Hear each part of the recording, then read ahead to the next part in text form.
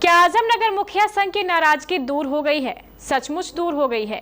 हम आपको बता दें कि मनरेगा में चल रहे भ्रष्टाचार को लेकर आजमनगर मुखिया संघ काफी नाराज चल रहा था और संघ ने यह ऐलान किया था कि जब तक मनरेगा योजना से अधिकारियों का भ्रष्टाचार खत्म नहीं होगा तब तक किसी भी पंचायत में मनरेगा योजना के तहत कोई भी काम नहीं होगा। लेकिन लगता है अब मुखिया संघ की नाराजगी दूर हो गई है।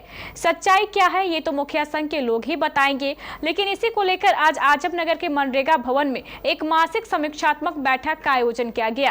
बैठक के दौरान मनरेगा कार्यक्रम पदाधिकारी सत्येंद्र नारायण ने अधिकारियों द्वारा की जा रही अवैध वसूली के मामले में मुखिया संघ के सभी सदस्यों से बात की और उन्हें दोषियों के विरुद्ध जांचों उपरांत कार्रवाई करने का आश्वासन दिया।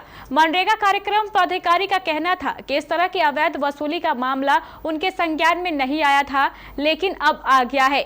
अगर कार्यालय के किसी भी कर्मी द्वारा इस तरह का कार्य किया जा रहा है तो उसके विरुद्ध कड़ी कार्रवाई की जाएगी। मनरेगा कार्यक्रम पदाधिकारी सत्येंद्र नारायण के इस आश्वासन के बाद मुखिया संघ ने अपने ऐलान को वापस ले लिया।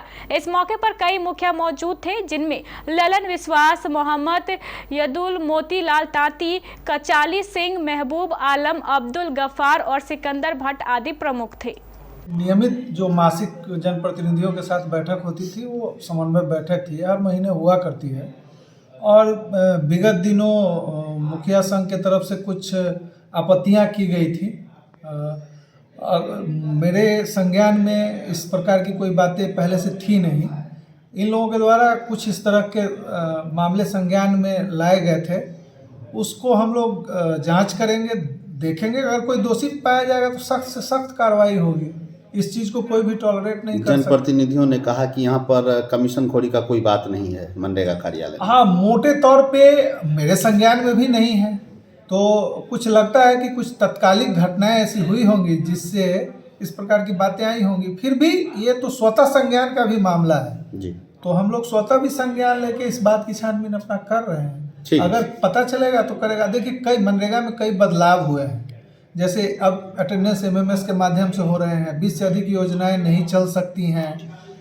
फिर जो NRM की योजनाएं हैं उस पर 65% व्यय करना है, 60-40 मेंटेन करना है। इन सब चीज़ों पे अब सख्ती से इसका अनुपालन हो रहा है, तो स्वाभाविक रूप से थोड़ी छटपटाहट होगी। जनप्रतिनिधियों में इसके प्रति नाराजगी है।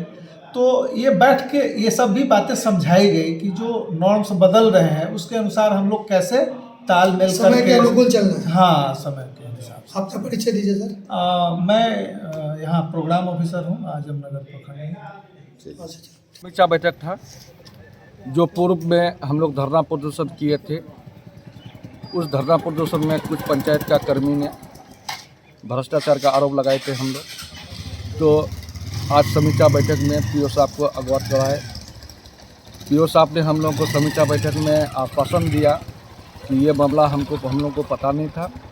जो समीक्षा बैठक में सभी पंचायत कर्मी को बुला करके इस जांच किया जाएगा।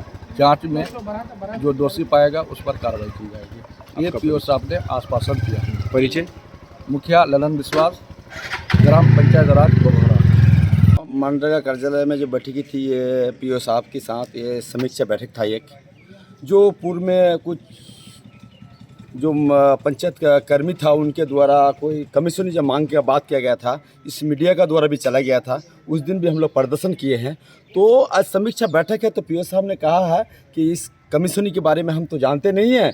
अगर कहीं चलता है इस मामला तो इसको हम जांच करते हैं, जांच की विषय है। अगर है तो उस तरीके उसका कानूनी कार्रवाई होगा। वो जो स्टाफ पंचायत कर्मी है उस पर कानूनी कार्रवाई होगा और ये दूर हो जाएगा, ये मामला खत्म हो जाएगा। इसी सबसे सुधार का पूरा आश्वासन दिया है।